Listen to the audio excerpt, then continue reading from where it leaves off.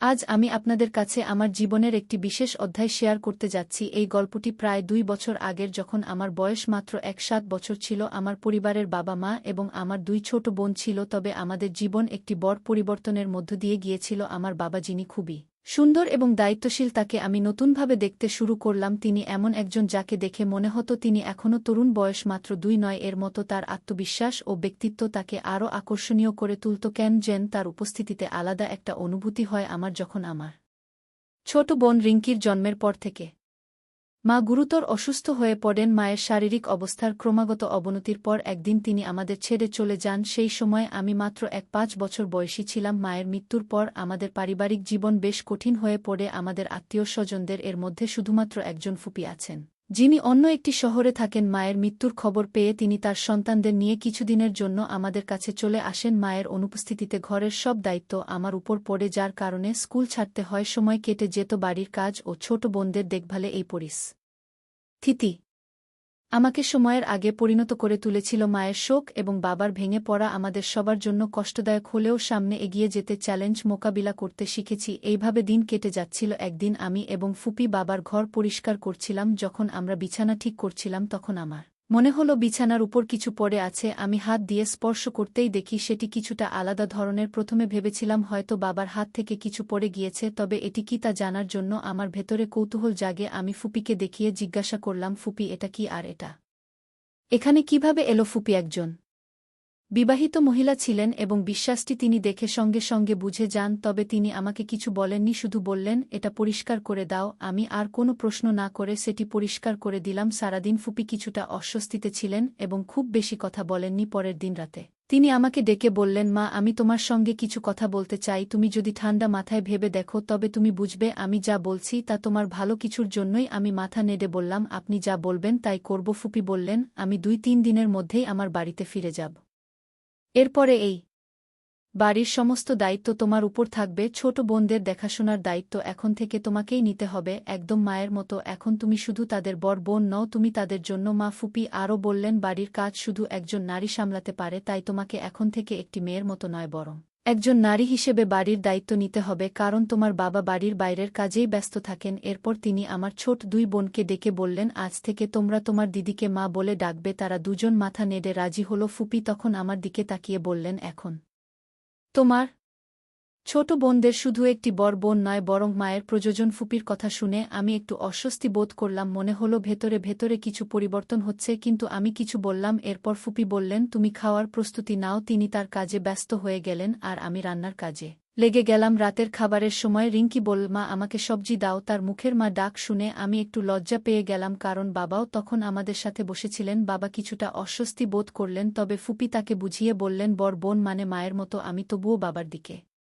তাকাতে পারছিলাম না, আর আমার ছোট বোন আমাকে বারবার মা বলেই ডাকছিল। তবে আজ আমি বাবার মুখে একটি আনন্দের হাসি দেখতে পেলাম, যা দীর্ঘদিন পর তার মুখে ফুটে উঠেছিল। খাওয়া শেষ হলে সবাই নিজেদের ঘরে চলে গেল। আমি রান্নাঘরে থালাবাসন ধুতে গেলাম। আজ মনে হচ্ছিল কিছু একটা বদলে যাচ্ছে। সত্যি এটি আমার জন্য একটি অদ্ভুত পরিস্থিতি ছিল। থালাবাসন ধুয়ে আমি বিছানায় চলে গেলাম। আমার ছোট ২ বোনও আমার সাথে ঘুমাতে এলো। সেদিন রাত আমার জীবনের একটি নতুন অধ্যায়ের সূচনা হয়ে রইল। মনের ভিতর বাবার প্রতি আলাদা কিছু একটা কাজ করছে, কিন্তু আমি তা বুঝতে পারছিলাম না। সারারাত আমি এক অদ্ভুত চিন্তায় ডুবেছিলাম। পরের দিন সকালে ২ ছোট বোনকে প্রস্তুত করে স্কুলে পাঠিয়ে দিলাম। বাচ্চাদের স্কুলে যাওয়ার পর বাবা বললেন, অর্পিতা, আমার জন্য নাস্তা তৈরি করে দাও, আমাকে অফিসে যেতে হবে। আমি তাড়াতাড়ি নাস্তা বানিয়ে দিলাম আর বাবা চলে গেলেন। বাবার সামনে আজও আমি চোখ তুলতে পারছিলাম না, কিন্তু তার চোখে আজ আমি এক অন্যরকম উজ্জ্বলতা দেখলাম, যেন তিনি কিছু খুঁজে পেয়েছেন। বাবা চলে যাওয়ার পর ফুপি আমাকে বললেন, অর্পিতা, তুমি এখন বেশ ভালোভাবেই বাড়ির দায়িত্ব সামলাতে শিখে গেছ, তবে আরেকটি বিষয় আছে, তোমার বাবা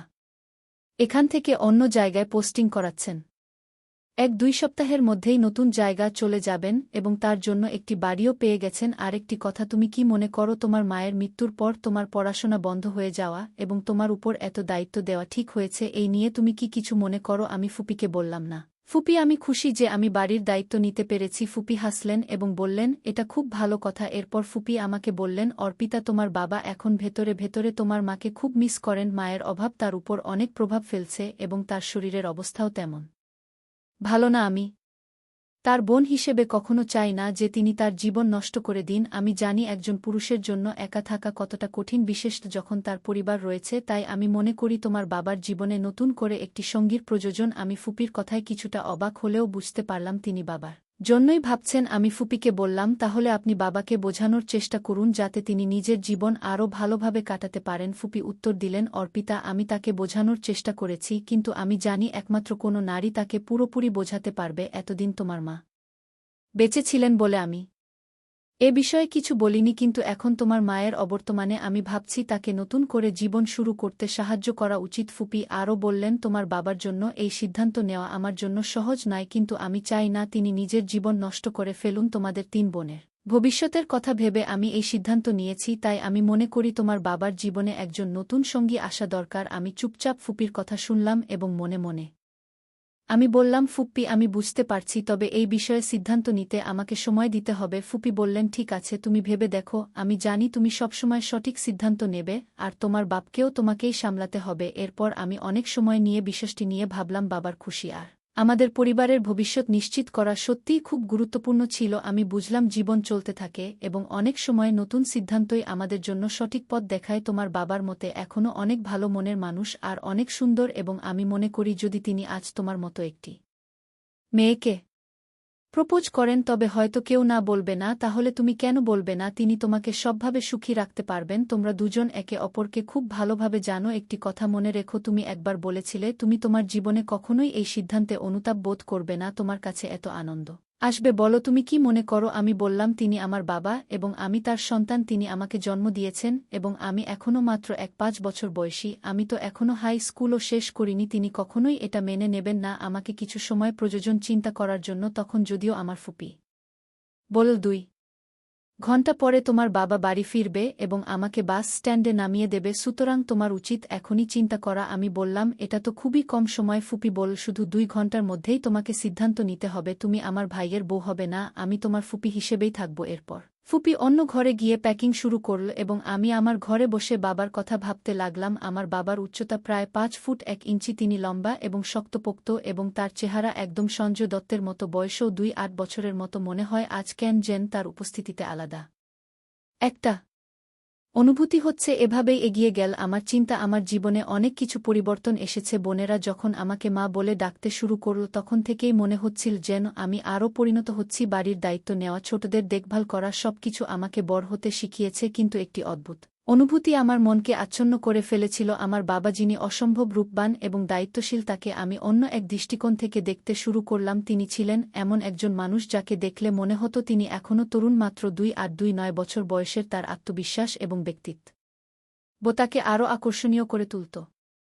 একদিন বাড়িতে ফুপি আমাকে বললেন, তোমার বাবা তোমাকে খুব গর্বিত করে তুলবে, তিনি তোমার জন্য সবকিছু করতে পারবেন। এই কথা শোনার পর আমি ভীষণ লজ্জিত হয়ে গেলাম। ফুপির কথার গভীরতা বুঝতে পারলেও আমি নিজের মধ্যে সেই অনুভূতি নিয়ে নীরব ছিলাম। সেদিন আয়নার সামনে দাঁড়িয়ে লাল রঙের সালোয়ার কামিজ পরা অবস্থায় নিজেকে দেখে মনে হলো, আমি কি সত্যি এত বড় হয়ে গেছি? আমার মনে প্রশ্ন জাগল, আমি কি আসলেই কাউকে জীবনসঙ্গী হিসেবে পাওয়ার যোগ্য হয়ে উঠেছি? এই ভাবনাগুলো আমাকে বিভ্রান্ত করত। আমি বাবাকে সবসময় একজন শক্তিশালী এবং ভরযোগ্য ব্যক্তিত্ব হিসেবেই দেখতাম, কিন্তু আজ এই ভাবনাগুলো আমার মনের গভীরে নতুন প্রশ্ন তৈরি করছিল। আমি কি নিজেকে বুঝতে পারছি, নাকি এই অনুভূতিগুলো কেবল মনের এক ধরনের খেলা? আমার মন যখন এসব ভাবনায় ডুবেছিল, তখন মনে হলো এই অনুভূতিগুলোকে কেবল একটি দায়িত্বপূর্ণ সম্পর্কের দৃষ্টিকোণ থেকেই দেখতে হবে।